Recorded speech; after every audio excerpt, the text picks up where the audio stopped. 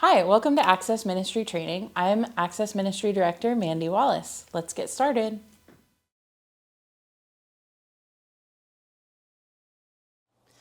In the Forest, we have an Access classroom, which is room 1A. Depending on the needs of your buddy, you will either join them on a dot for the large group time. Those buddies that don't participate in the large group time know who they are, and they will head straight into the Access classroom when they arrive. The first thing you'll notice in the access room is this white cart. Everything that lives on this cart is welcome to be brought out into the large group area or into the classroom time to support whatever needs your buddy might have. One good strategy is using a whiteboard to have your buddy doodle out what it is they're processing from the story while they're watching the video. We also have fidgets that can be used and some other sensory supports that I'll explain later there. On this shelf, we have headphones. These are noise-canceling headphones. They can be used by anybody. It doesn't have to be a friend who's served by Access if things are just getting a little too noisy and overwhelming. The other important thing here is the Access binder. This has tons of important information, so you should be looking in here each week. It will have your lesson plan, a photo painting to go with your Bible story, the big picture question, the key passage, and a unit overview. There's also some of our Access goals and mission statement in here that you can review. And then one of the most important things is there's a little dossier on each friend that we have. So if you're working with a new buddy or somebody that you haven't worked with in a while, just find their names. They're alphabetical in here by first name, and take a look at the notes and your buddy's likes and dislikes to help you have a successful morning. We also have our prize bin over here. If buddies meet basically any of the expectations, they are allowed to get a prize at the end. We do want to be pretty open-handed with these and make sure that they're being used as a reward and not a punishment. So if you don't feel that your buddy met the expectations well enough to warrant a prize, just don't mention it, don't bring it up. Don't say something like, oh, you can't get a prize this week, but maybe next week. Just let it go. But in the event that your buddy did really anything right, offer a prize, let them know how happy we are that they came and that it was fun playing with them and hanging out with them, because we want church to be a really positive and affirming place. Over here, we have tons of different Bibles and Bible storybooks. We have some board games and then some different blocks and toys. Connection is a really important part of what we do in Access Ministry. So we want to make sure that this is kind of a child-led space. We're letting kids pick what they're interested in playing with, and we're joining in that with them. However, parents are also trusting us to be engaged with discipleship. So connection and fun are really important parts of good discipleship, but it's not the whole picture. Kids are here to learn more about Jesus and to grow into deeper relationship with him. So we want to make sure we're getting to that too. To that end, on the TV, the elementary and the preschool videos are both loaded. So again, that can be child-led, whichever video style your buddy prefers. They can watch, or you can watch both of them. If your buddy is not interested in watching the videos, you can use this interactive story Bible. This goes along with our curriculum, and you can find whatever the story is for that week in here. There will be a cute little picture, and you can read it with your buddy there. You can also use any of these other story Bibles to look up that same passage of scripture and read over it with your buddy. Some of our more thoughtful and detail-oriented buddies really enjoy looking at the maps and timelines, as well as the Encyclopedia of Bible Characters. So you can use these things to have your buddy engage on a little bit deeper level if they're resistant to participating in the meat of what we're here doing. Access classrooms are meant to be an optional space for friends who might need to take a break or for whom the classroom environment is not working. As much as possible, we want to encourage our Access friends to participate in larger kids ministry programming with their peers. To this end, any of the materials on the white cart by the door can be brought into the large classroom environment to provide support. And if friends who are not served by Access are having a tough time focusing or even just curious about those materials, feel free to share with them as well. Whiteboards and fidgets in particular are helpful for kiddos who don't need access support. All right, my friend Ollie is going to demonstrate how we can use some of our sensory supports that we have in the Forest Access class. So the first one, and definitely the most popular, is our trampoline. Ollie, can you show how the trampoline is used? Good job. Our trampoline is weight rated for up to 350 pounds, so you don't have to worry about a kid bouncing too vigorously. And if your buddy invites you to take turns with them, that is okay too. Some buddies might not want to be as active and might prefer to use this space to calm down and be cozy. So for that, we have a comfy beanbag chair. We have this weighted dog. He's about 5 pounds. And we have a really nice, soft, snuggly blanket.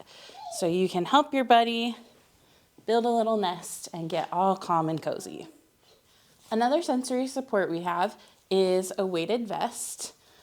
So the way this works is it goes over a buddy's shoulders and then cinches around their waist.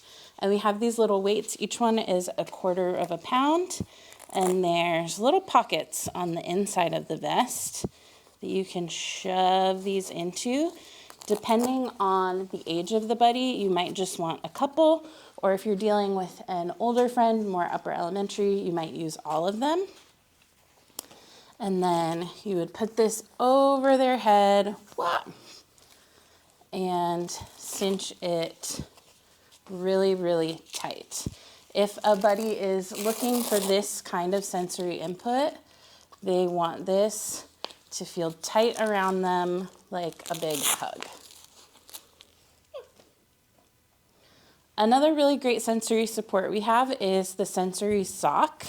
This looks kind of small, but it can fit your buddy's entire body. So this part with the buttons is the opening for their neck. And then, Ollie, can I just have you step into it like it's pants? Yep. It's very, very tight. It is very, very tight. That is its purpose. And then will you stick your arms in the little arm corners? There's not actually a hole. Yep, good job. Wait. Yep, there you go. Starfish. And then, exactly like our friend Ollie said, your buddy can starfish in here and press against these corners. This is good proprioceptive input, and it's good heavy work. So let your buddy hang out in here, push against it for a little bit, and sometimes this can be really calming. In the Access class, we also have blocks and board games and books and a few other miscellaneous toys. While our main activity in here is not usually going to be playing, having time for kids to play and unwind, as well as get some one-on-one connection and positive experiences with their buddy, is a big goal for Access. In the event of any sort of emergency, please abide by any and all instructions given by large group teachers, service captains, Shannon Baker, Esther Park, Beck Morgan, or myself. In the event of any sort of intruder, the blue curtain can be pulled over the window to allow a little bit more privacy and obscure visual line of sight into this classroom. In the event of an earthquake, please shelter underneath the large table. If there's any sort of fire or evacuation going on, follow instructions given by, again, large group teachers, staff, or the security team. When working with a buddy in the Access classroom, we have 3 main priorities to focus on. Number 1 is safety. Children and adult buddies should always be physically safe. This includes not climbing on tables or shelving, safe and gentle hands, and keeping clothes on. Second is learning about and encountering Jesus. This includes going over the lesson, the key passage, and having some discussion of the big picture questions and the main idea. Lastly is fun. We want kids to enjoy their time with us, feel welcome and cared for, and be excited to come back. Let's think about some potential scenarios we might encounter and how to appropriately address difficult behaviors. I love the tower you're building, Ruby. This looks really great. I just want to remind you we have 15 more minutes to play, and then we're going to put the blocks away and start our lesson, okay? Okay, will you go ahead and set our timer to 15 minutes for me? Oh, thank you. Good job.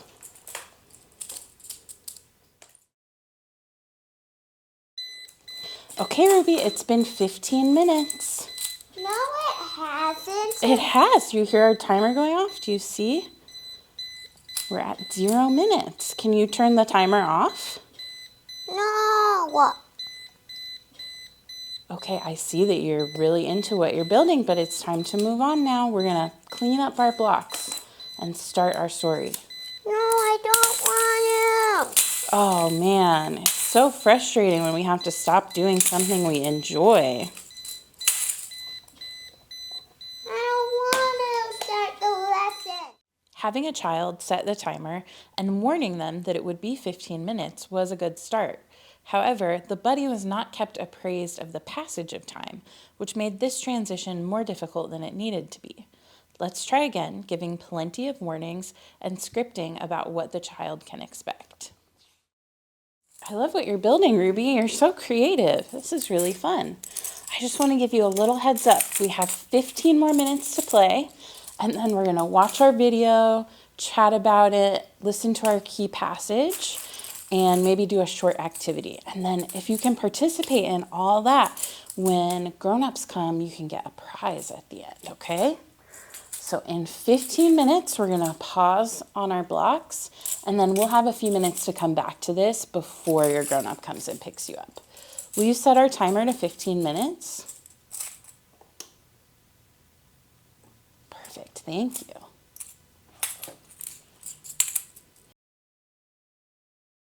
Wow, Ruby, that's looking really great. I love what you're making. Can I borrow your eyes for a second?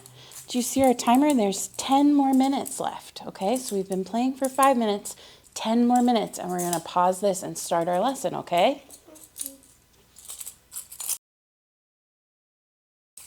Awesome, Ruby. I'm having so much fun building with you. I just want to remind you of the time, okay? We have 5 minutes left to play, and then we're going to pause and start our lesson, all right? 5 more minutes. All right, Ruby, 2 more minutes left on our timer. So in 2 minutes, we're going to pause on this. So I want you to think about reaching a point where you'll be okay stepping away and working on our lesson for a little bit. Remember, we're going to do our lesson and our key passage and maybe a short activity, and then we can come back to this, okay? Wait, but no, I need to finish. I know, be thinking about where you can reach a point to just pause. We probably won't have time to finish in the next 2 minutes, but we'll be able to come back to it before your grown-up comes. Wow, Ruby, this is looking really cool. I love what you've done, but it sounds like our timer's going off. So we're gonna pause on this and we'll come back to it after our video. Do you hear our timer going off? Yes? Okay, will you turn it off for me? Great job. And we're just gonna leave this here. Would you like to watch our video with the lights on or off? Off. Okay, will you go turn the lights off? In this scenario, our friend still struggled. It's unlikely you will get total compliance from any Access Buddy, but giving lots of warnings, staying patient and regulated, and not changing boundaries can help them feel safe enough to engage. In addition, having the child participate in the transition and providing some choices can help moments like this go a little more smoothly. Another scenario we might see is extreme dysregulation. This most often looks like yelling, shutting, or melting down. In rare cases, it can involve hitting, kicking, or even biting. If you are buddies with a child who is very dysregulated, move your body to a safe distance and assess the situation. In instances of dysregulation, your own self-regulation is your greatest tool. Move your body to a safe distance, take a deep breath and maybe a sip of water, engage with a self-hug, narrate what you are doing for the child's benefit. If you need assistance, text Mandy. If a child is being very unsafe, call the service captain. I felt a little scared and stressed out when you started kicking your legs. I like to take a deep breath to calm down. How do you like to calm down? I like counting to 25. Okay, would you like to try counting together? Okay. Okay. Do you want to start or would you like me to start? Me. Okay, you start. 1, 2, 3, 4, 24, 25. Great job. I see that your body and your mind have calmed down a little bit now. You used really good self-control. Thank you. When a difficult behavior happens, it is important that you stay safe and calm. You can always text Mandy or service captain if you need a little extra help. And please reach out to either Mandy or the service captain before texting a parent. Thank you so much for giving your time and attention to this brief access ministry training. This is just a precursor, so feel free to reach out to me if you have any questions, comments, or concerns, and I'm always willing to chat with you on a particular Sunday to make sure you feel prepared and equipped to serve well. We are so thankful and excited to have you as part of our team. Your volunteer service means that these families can be fully plugged into our Southlands community.